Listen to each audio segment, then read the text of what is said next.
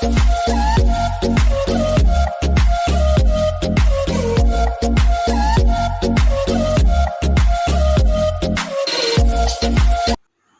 Friends, welcome to ராசி tips.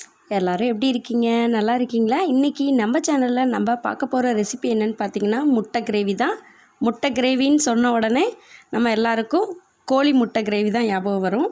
ஆனால் நம்ம சேனலில் இன்றைக்கி நம்ம செஞ்சுருக்க ரெசிபி வந்து கோழி முட்டையில் செஞ்ச முட்டை கிரேவி கிடையாது. இது வந்து காடை முட்டையில் செஞ்ச முட்டை கிரேவி. காடை முட்டை வந்து நம்ம சாப்பிடலாமா, அதோட டேஸ்ட் எப்படி இருக்கும் அப்படின்னு எல்லாருக்கும் ஒரு கேள்வி இருக்கும். காடை முட்டை வந்து கோழி முட்டையை விட அதிகமான சத்துக்கள் இருக்குது. நிறைய விட்டமின் சத்து, நிறைய சத்துக்கள் இருக்குது. அதை வந்து நம்ம சொல்லவே முடியாது, அந்தளவுக்கு அதில் சத்து இருக்குது. கோழி முட்டை வந்து என்ன டேஸ்ட்டில் இருக்குமோ அதே டேஸ்ட்டில் தான் காடை முட்டையும் இருக்கும். அதனால் நம்ம பயப்படாமல் சாப்பிடலாம். சாப்பிட பிடிக்காதவங்க கூட விருப்பப்பட்டு சாப்பிடுவாங்க. ஏன்னா இது டேஸ்ட்டு வந்து மாற்றமாகவே இருக்காது, கோழி முட்டை டேஸ்ட்லேயே தான் இருக்கும். ரொம்ப சூப்பராக இருக்கும். ஒரு டைமாவது ட்ரை பண்ணி பாருங்கள். இப்போ தான் நம்ம ராசி டிப்ஸ் சேனலை ஃபஸ்ட் டைம் பார்க்குறீங்கன்னா சப்ஸ்கிரைப் பட்டன் அழுத்திட்டு பக்கத்தில் இருக்க பெல் ஐக்கானை கிளிக் பண்ணிடுங்க. இப்போ இந்த காடை முட்டை எப்படி இருக்குங்கிறத நீங்கள் பார்க்குறீங்க. கோழி முட்டையை விட சைஸில் ரொம்பவே சின்னதாக இருக்குது. ஆனால் சைஸில் சின்னதாக இருந்தாலும் இதோட சத்துக்கள் பார்த்திங்கன்னா நிறையா சத்து இருக்குது. இது பார்க்கும் போதே பார்த்திங்கன்னா நல்லா பிளாக் அண்ட் ஒயிட்டில் தான் இருக்குது. பார்க்கும்போதே ரொம்ப குட்டி குட்டியாக இருக்குது. ஒரு சின்ன வெங்காயம் சைஸுக்கு தான் இருக்குது. ஆனால் இது சத்து நிறையா இருக்குது. இப்போ இதை வந்து நம்ம எப்போதும் எப்படி வந்து முட்டை அவிப்போமோ அதே மாதிரி தண்ணியில் சேர்த்துட்டு முட்டை அவிக்கலாம். இப்போ நான் முட்டை அவிக்கிறதுக்கு தேவையான அளவு உப்பு சேர்த்துட்றேன். கோழி முட்டை நம்ம எப்படி வேக வைப்போமோ அதே மாதிரி 10லேருந்து 15 நிமிஷம் வரைக்கும் வேக வச்சா போதும். நல்லா வெந்துடும் முட்டை.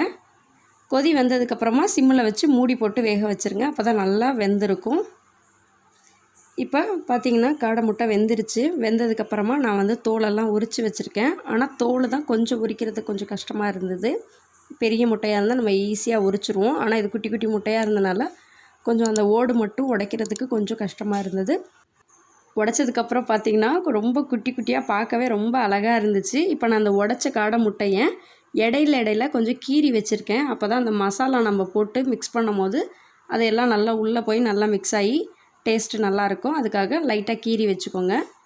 இப்போ நான் வந்து ஒரு பேன் ஹீட் பண்ணியிருக்கேன். பேன் ஹீட் ஆனதுக்கப்புறமா இதில் வந்து எண்ணெய் சேர்த்துக்கலாம். எண்ணெய் வந்து ரொம்ப இதுக்கு வந்து தேவைப்படாது, கொஞ்சமாக மட்டும் சேர்த்துக்கோங்க. ஒரு 2 டேபிள் ஸ்பூன் அளவுக்கு அந்த மாதிரி பார்த்துட்டு சேர்த்துக்கோங்க. இப்போ இதுக்கு நான் வந்து கிரேவி ரெடி பண்ணுறதுக்காக வெங்காயத்தை நல்லா நெய்ஸாக கட் பண்ணிவிட்டு சேர்த்துருக்கேன். வெங்காயம் வந்து நம்மளோட அளவுக்கு தகுந்த மாதிரி நம்ம எடுத்துக்கலாம். நமக்கு எந்த அளவுக்கு கிரேவி வேணும்னு நினைக்கிறோமோ அந்தளவுக்கு நீங்கள் வந்து வெங்காயத்தை கட் பண்ணி சேர்த்துக்கோங்க. நான் வந்து பெரிய வெங்காயம் தான் எடுத்திருக்கேன். பெரிய வெங்காயத்தை நைஸாக கட் பண்ணிவிட்டு சேர்த்துட்டு நல்லா வதக்கிடுங்க. நல்லா வதங்கினதுக்கப்புறமா தக்காளி சேர்த்துக்கலாம். தக்காளி வந்து நான் ஒரு சின்ன தக்காளி பழம் தான் சேர்த்துருக்கேன். சேர்த்துட்டு வெங்காயம் தக்காளி வந்து நல்லா வதங்கணும். வதங்கினா தான் உங்களுக்கு மசாலாவோட டேஸ்ட்டு வந்து ரொம்ப சூப்பராக இருக்கும். அதனால் நல்லா எண்ணெயிலே வந்து நல்லா வதக்கிடுங்க. இப்போ பார்த்திங்கன்னா ஓரளவுக்கு நல்லாவே வதங்கிருச்சு. இப்போ இந்த ஸ்டேஜில் நான் வந்து தேவையான அளவு உப்பு, கொஞ்சமாக மஞ்சத்தூள், காரத்துக்கு ஏற்ற மாதிரி சில்லி பவுடர். இதில் வந்து சில்லி பவுடரோட காரம் தான் நல்லா நிறையா போட்டால் நல்லாயிருக்கும். எல்லாத்தையும் சேர்த்துட்டு நல்லா மிக்ஸ் பண்ணிடுங்க. நம்ம எல்லாமே எண்ணெயிலே நல்லா வதக்கியிருக்கனால இதோட டேஸ்ட் ரொம்ப சூப்பராக இருக்கும். இப்போ நம்ம வேக வச்ச காடை முட்டையை நல்லா இடையில கீறிட்டு வச்சுருக்கோம். அதை இதில் சேர்த்துட்டு நல்லா மிக்ஸ் பண்ணிடுங்க. அப்போ தான் அந்த மசாலா எல்லாம் அந்த கேப்லலாம் உள்ளே போயிட்டு நல்லா டேஸ்ட்டு நல்லாயிருக்கும். பார்த்திங்கன்னா சூப்பராக இருக்கும் இதோட டேஸ்ட்டு. பயப்படாமல் சாப்பிடலாம். முட்டை கிரேவி வந்து எப்படி இருக்குமோ அதே டேஸ்ட்டில் அதே மாதிரி தான் இருக்கும்.